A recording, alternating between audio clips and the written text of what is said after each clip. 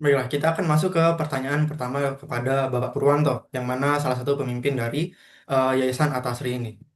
Pertanyaan kami, apa latar belakang dan motivasi dari Bapak Purwanto ini untuk mendirikan yayasan atau TK ini? Nah, motivasi dari Bapak Purwanto ini adalah untuk misi sosial, untuk membantu masyarakat sekitar Kalijudan dan agar anak-anak di sekitar Kalijudan ini bisa masuk ke TK tanpa perlu biaya yang mahal.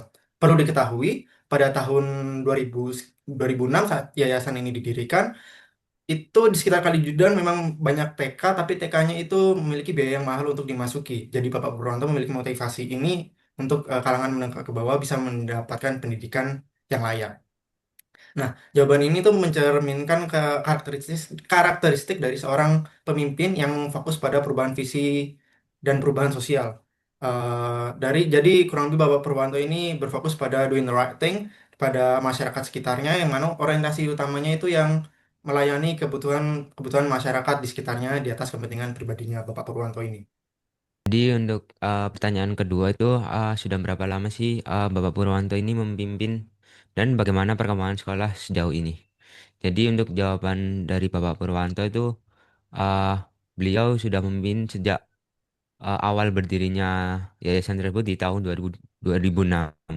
Perkembangannya cukup baik. Sekolahnya sekarang sudah terakreditasi A dan mulai menggunakan teknologi seperti Smart TV dan laporan digital. Untuk analisis teoritisnya yaitu jadi untuk perjalanan selama 19 tahun ini menunjukkan aspek adaptif leadership.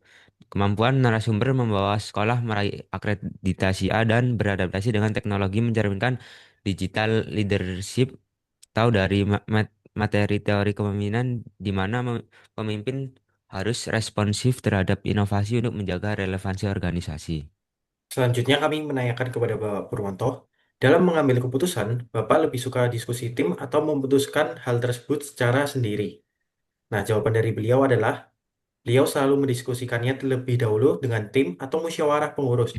Jadi semua keputusan yang diambil adalah secara kolektif, bukan keputusan pribadi. Nah, dari sini kita bisa tarik kesimpulan bahwa Pak Purwanto ini mengimplementasikan nyata dari gaya kepemimpinan demokratis. Jadi beliau berperan sebagai fasilitator diskusi yang memastikan bahwa semua anggota tim itu berpartisipasi dan dengan begitu bisa meningkatkan komitmen dan juga motivasi kerja dan juga bisa menjaga kekompakan tim karena semua keputusan yang diambil adalah secara bersama-sama. Dimiliki oleh seorang pemimpin utamanya pada lembaga pendidikan gitu.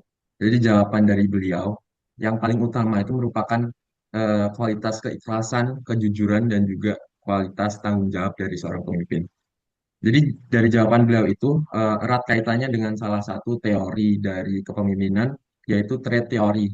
Sebab karakteristik personal seperti integritas dan dedikasi dianggap sebagai sifat bawaan yang menentukan keberhasilan oleh suatu individu itu menjadi seorang pemimpin yang hebat dalam suatu organisasi.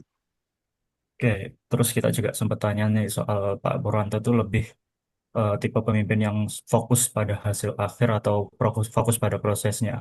Nah, kemarin Pak Purwanto sempat menjawab pimpinan-pimpinan di yayasan ini kita lebih fokus pada prosesnya. Kenapa? Karena emang daripada kita fokus ke hasil yang mana nggak mungkin sebagian nanti outputnya juga nggak sesuai dengan yang diharapkan, tapi at least prosesnya kita membantu mengembangkan diri kita, nggak untuk diri kita sendiri tapi untuk masyarakat sekitarnya juga gitu.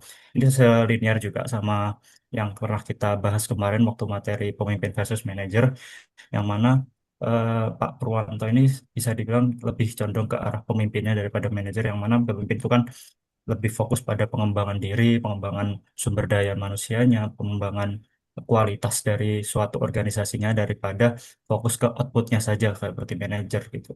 Dari fokus ke jangka panjang daripada jangka pendek dengan output yang diharapkan di awal saja, tapi tidak memperhatikan kondisi-kondisi di sekitarnya. Jadi seperti itu kurang lebih. Pertanyaan selanjutnya yang kami tanyakan itu masalah terbesar yang yang Bapak Purwanto ini hadapi di yayasan ini. Nah, jawaban Bapak Purwanto ini dia menjawab tentang masalah keuangan, yang dimana yayasan ini pengurus dari salah satu pengurus di yayasan ini tuh utang sekitar 70 juta rupiah dan tidak kembali. Dan juga berkurangnya jumlah pengurus yang aktif dari 15 orang menjadi 3 orang saja. Yang dimana Bapak Purwanto mendeskripsikan 3 orang ini adalah orang-orang yang militan. Nah, situasi yang bisa kita tarik dari jawaban ini itu dalam materi pengambilan keputusan ada yang namanya keputusan tidak terprogram. Nah, inilah situasi tersebut. Nah, masalah ini sifatnya unik ya, jadi tidak gampang untuk ditemui. Jadi perlu Bapak Purwanto perlu penanganan dan timnya perlu penanganan khusus seperti itu. Jadi untuk selanjutnya kami menanyakan bagaimana cara Bapak Purwanto ini mengambil keputusan di situasi yang sangat sulit. Beliau menjawab tetap uh, kembali ke musyawarah dengan semua pengurus yang ada untuk mencari jalan keluar bersama. Uh, jadi Bapak Purwanto menggunakan model administratif dalam pengambilan keputusan. Mengingat adanya keterbatasan atau pengurus menjadi sedikit, pemimpin mencari solusi dengan satisfying, yaitu mencari alternatif yang paling memuaskan dan mungkin dilakukan untuk menjaga stabilitas yayasan. Selanjutnya kami menanyakan hal ini terhadap Pak Purwanto. Pernahkah salah mengambil keputusan dan apa pelajaran yang didapat dari hal tersebut? Nah, sebenarnya ini berkaitan dengan tadi pertanyaan yang masalah terbesar yang pernah Bapak Purwanto hadapi di yayasan. Jadi jawaban dari beliau adalah pernah, yaitu saat menyetujui peminjaman uang yayasan kepada rekan pengurus berdasarkan kepercayaan saja karena latar belakangnya yang terkenal bagus. Nah, pelajaran yang didapat oleh beliau adalah harus lebih selektif dan berhati-hati dalam pengelolaan uang di masa depannya. Dan juga harus memisahkan urusan personal dan juga urusan organisasi, yaitu nah, kaitannya dengan teori kepemimpinan adalah fenomena ini sebenarnya disebut dengan bounded rationality atau rasionalitas yang terbatas. Jadi pemimpin mengambil keputusan berdasarkan informasi yang terbatas dan juga berdasarkan kepercayaan saja. Jadi penilaiannya lebih cenderung subjektif daripada objektif. Di sini juga menyatakan berarti pengelola informasi atau pemimpin itu harus bisa menganalisis risiko secara lebih objektif. Baik, pertanyaan selanjutnya adalah bagaimana cara dari Bapak Purwanto tersebut meredam konflik baik antar guru maupun dengan wali murid. Jadi jawaban beliau yaitu dilakukan klarifikasi ataupun pertemuan apabila terdapat masalah untuk meluruskan masalah agar tidak terjadi miskomunikasi. Jadi sebenarnya tidak hanya waktu ada masalah saja diadakan pertemuan, tapi memang rutin diadakan pertemuan antara 3 bulan sampai 6 bulan sekali gitu. Jadi cara ini tuh apabila dikaitkan dengan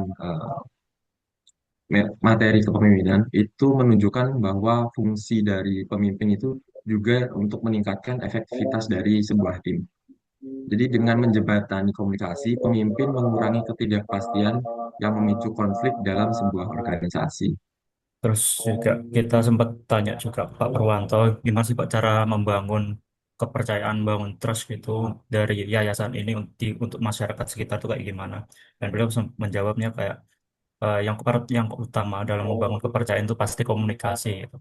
Kenapa komunikasi? Karena setiap organisasi, setiap yayasan, setiap komunitas itu pasti mempunyai tujuan yang bagus, tapi sering terjadi yang namanya tidak kepercayaan, terus juga citra yang buruk itu karena memang salah paham aja. Jadi apa yang bisa membangun eh, apa yang bisa membenahi dari kesalahpahaman ini ya komunikasi gitu. Dan komunikasi yang baik semuanya pasti bisa dijelaskan dengan lebih gampang diterima oleh masyarakat. Terus juga misalkan komunikasinya dibarengi dengan terbukti transparansi yang baik juga, itu bisa membangun yang mana citra yang baik, terus juga legitimasi dalam yayasan itu yang membuat apa ya bisa dibilang tampilan yang baik untuk yayasan di mata masyarakat ya gitu. Oke, pertanyaan selanjutnya itu bagaimana cara Bapak untuk meningkatkan kompetisi dan semangat para guru-guru di yayasan ini? Yaitu jawaban dari Pak Purwanto itu untuk memfasilitasi guru untuk pelatihan, seminar, dan mendorong mereka mengambil gelar sarjana S1 yang linear agar memenuhi standar dari Dinas Pendidikan. Nah, apa yang Bapak Purwanto lakukan ini itu selaras dengan situational leadership yang mana Pak Purwanto memberikan dukungan yang sesuai agar kompetensi para guru-guru ini meningkat sesuai dengan tuntutan standar pendidikan nasional. Selanjutnya itu yang kami tanyakan, apa sih yang Bapak Purwanto lakukan agar terus berkembang sebagai seorang pemimpin?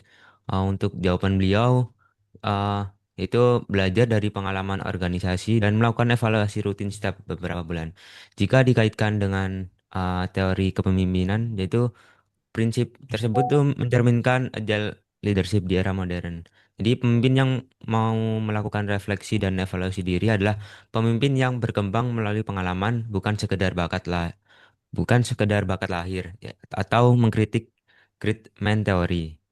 Selanjutnya, kami menanyakan apa makna tanggung jawab moral dalam memimpin lembaga pencetak generasi penerus atau konteksnya ini TK. Nah, jawaban dari beliau adalah karena anak TK ini adalah masa-masa emas, jadi apa yang ditanamkan sekarang akan diingat sampai mereka ini dewasa. Fase ini menjadi pondasi yang sangat penting untuk kedepannya. Jadi kami para pengurus yayasan dan juga guru-guru harus memberikan teladan yang baik dan eh, dengan semangat penuh mengajar anak-anak ini, berusaha memberikan yang paling baik. Nah, teori ini berkaitan dengan aspek etika dan tanggung jawab, di mana Pak Purwanto ini eh, bisa mendidik anak-anak ini bukan sekedar pekerjaan teknis, tapi juga memiliki dampak moral bagi siswanya. Oke. Terus selanjutnya kita juga bertanya kepada Pak Purwanto mengenai tantangan tersulit memimpin yayasan pendidikan, utamanya TK, Tasri itu di era digital ini itu seperti apa gitu. Jadi di sini Bapak Purwanto tuh juga menceritakan sedikit panjang. Jadi ceritanya itu pemerintah itu kan barusan melakukan pengadaan smart TV yang disalurkan ke TK-TK, ke SD, SMP, SMA juga di seluruh Indonesia. Nah, tapi terdapat tantangannya, yaitu eh, kapasitas dari guru-guru maupun staf pendidik di TK Atasri ini berbeda-beda dalam mengoperasikan teknologi ini, terutama kayak banyak guru yang sampun sepuh itu kurang bisa mengoperasikannya. Jadi tantangan utama di bidangnya ini adalah digital leadership itu tadi, yaitu pemimpin itu juga harus bisa memimpin eh, untuk mengambil sebuah keputusan yang beresiko gitu. Jadi juga harus memberikan motivasi juga kepada guru yang muda untuk terus bisa belajar mengoperasikan digitalisasi tersebut dan juga untuk guru yang sepuh juga diberikan motivasi untuk bisa membantu untuk membantu guru yang muda-muda tadi dalam mengoperasikan digital. Gitu. Terus juga Pak, terus juga Pak Purwanto juga ada sedikit pesan buat kita para generasi muda gitu ya, yang akan nerusin jalur kepemimpinan di masa depan Indonesia itu kayak gimana. Pak Purwanto berpesan buat kita tuh untuk selalu rajin gitu ya, jangan males-malesan gitu. Terus juga kenapa beliau bilang gitu, ini eh, mungkin karena juga di era yang sekarang ini semua serba dipermudah. Kalau orang Jawa tuh bilangnya udah wes digampang nih tapi aja gampang nih gitu ya mungkin ya. Terus juga ini juga apa ya, statement yang bisa dibilang kontradiksi dengan The Great Man Theory, yang mana ada leader yang ya, dia lahir buat jadi leader gitu, born to be leader gitu. Enggak, karena setiap orang tuh pada dasarnya bisa jadi pemimpin dengan gimana, dengan disiplin, dengan bisa mencoba, dengan terus berusaha gitu. Mereka akan tumbuh jiwa kepemimpinannya sendiri gitu loh. Kami juga menanyakan ke Pak Purwanto, apakah jika bisa mengulang waktu, apakah ada Bapak yang ingin lakukan berbeda? Bapak Purwanto menjelas dengan singkat dan padat, tidak ada, tidak ada yang ia sesali.